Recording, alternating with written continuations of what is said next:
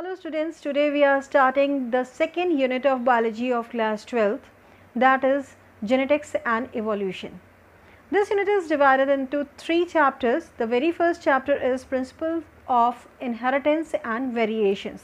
हमसे कई बार कहा जाता है आप बिल्कुल अपनी मम्मा जैसे हो, आप अपने पापा जैसे हो, क्योंकि बहुत से कैरेक्टर्स हमने उनसे लिए होते हैं पर हम एग्जैक्टली उनके जैसे नहीं होते हैं. This is variation. So let us go to the board and see some of the basic definitions of this chapter.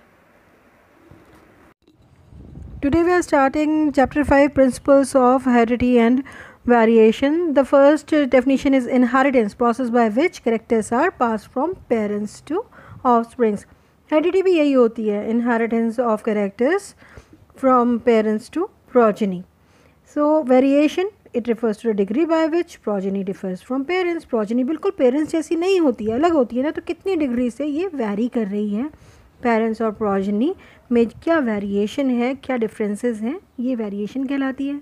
अब जेनेटिक्स, इन दोनों की studies, branch of biology which deals with the inheritance and variation of characters from parents to offsprings. दोनों inheritance और variations को पढ़ना genetics कहलाता है, ये ब्रांच ऑफ बायोलॉजी है.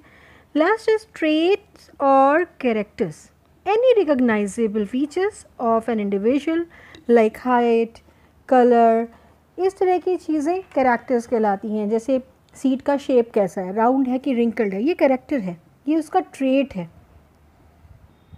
Mendel, the father of genetics.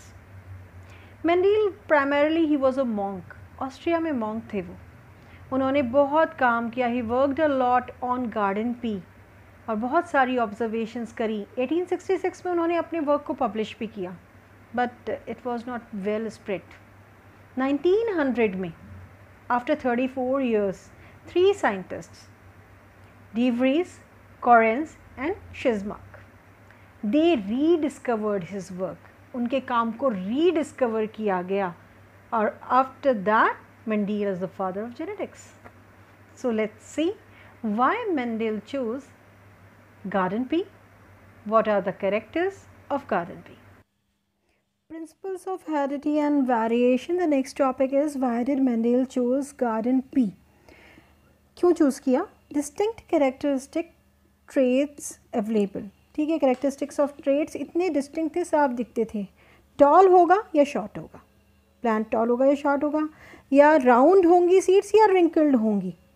ठीक है, साफ दिखाई देंगी. कैरेक्टरिस्टिक्स डिस्टिंक्ट हैं. Second is flower of the pea plant is structured for self pollination. इसका क्या मीनिंग है?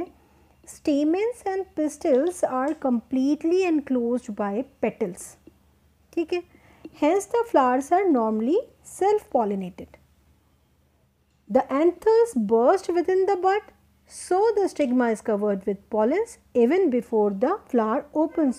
फ्लावर खुला भी नहीं है, उससे पहले ही क्या हुआ है कि स्टिग्मा पॉलन से कवरअप हो गया है, पॉलिनेशन अंदर ही हो गया है.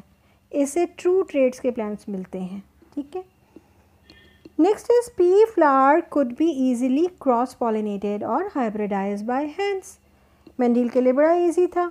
इसके पेटल्स हटा दो और पेटल्स हटा करके हाइब्रिडाइज कर दो, उसे क्रॉस पॉलिनेट कर दो. ठीक है, that was done by removing the stamens before the pistol of flower matures. ठीक है, पिस्टल अभी मैच्योर नहीं हुआ है, स्टेमेंस हटा दिए और फिर dusting the stigma of pistol with the pollens from another desired plants. जो भी आप प्लांट चाहते हो उसके पॉलेंस आप उस स्टिग्मा में डालेंगे. ठीक है, P for pollen, S for stigma. Next is this is cross pollination. Next is it is easy to culture plant in open ground or pot. आप open ground में उसको उगा लीजिए या फिर आप उसको pot में उगा लीजिए. ठीक है, फिफ्थ पार्ट क्या है? pea plant have short period for growth. बहुत कम time period, within 60 to 70 days you can get garden pea full mature plant. पूरा बड़ा पौधा मिलता है. ठीक है, next 6 is when hybrids are cross they provide a fertile progeny.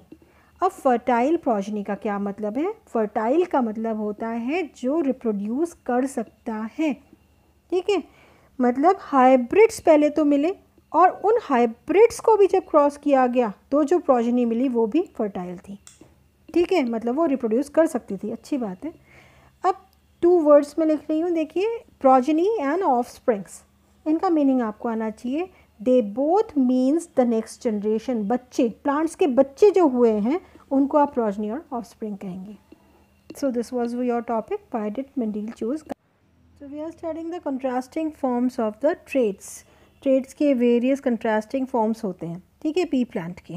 कैसे characteristics कैसी, या तो डोमिनेंट फॉर्म होगा या रिसेसिव फॉर्म होगा। डोमिनेंट मतलब जो अपने आप को एग्जिबिट करता है और रिसेसिव को हाइड कर देता है, उसको छुपा देता है, ठीक है। जैसे कि आप देखिए सीड कलर।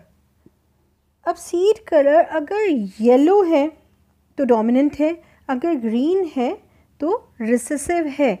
अगर येलो और ग्रीन दोनों सीड्स की एलील्स हैं तो वो येलो दिखाई देगा, क्योंकि येलो ग्रीन को आने नहीं देगा। सीड का शेप राउंड होगा या फिर रिंकल्ड होगा। सीड या तो राउंड होगी या रिंकल्ड होगी। फ्लावर, ऐसे फ्लावर जो है इसका या तो पर्पल होगा, अगर पर्पल है तो ये डोमिनेंट है, और अगर वाइट है then it's recessive.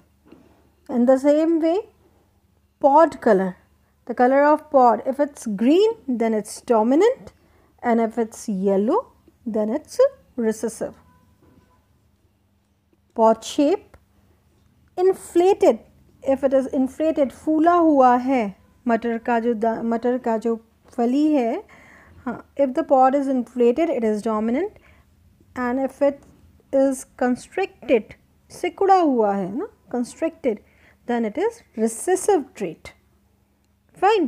Dominant exhibits itself and hides the recessive form.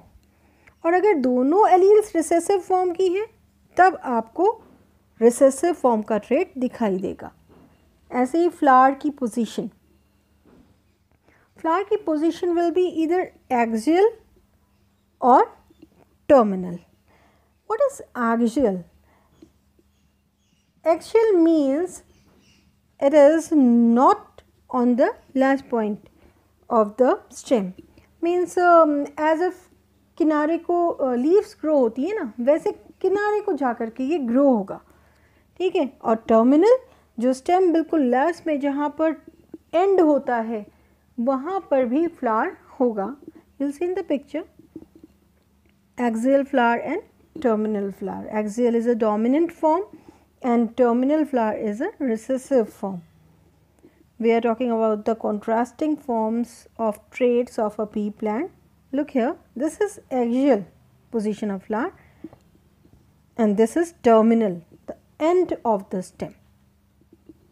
Plant height, if you see plant height, the plants may be tall or dwarf. Fine. Tall is dominant characteristic and dwarf is recessive. Dominant one is written capital T and small t for dwarf. In the same way, if you will see round seed, then you will write capital R for round and a small r for wrinkle. So these were the 7 contrasting forms of the traits which were studied by Mendel, and because of these distinct characteristics, distinct traits, he has chosen pea plant. So traits studied are seed color, seed shape, flower color, pod shape, flower position, plant height, right? And so students, that was the very first part of chapter 5. In next part we will learn what were the experiments done by Mendel and what were the principles given by Mendel. Any sort of query, any sort of question you may ask through comment box. Thank you.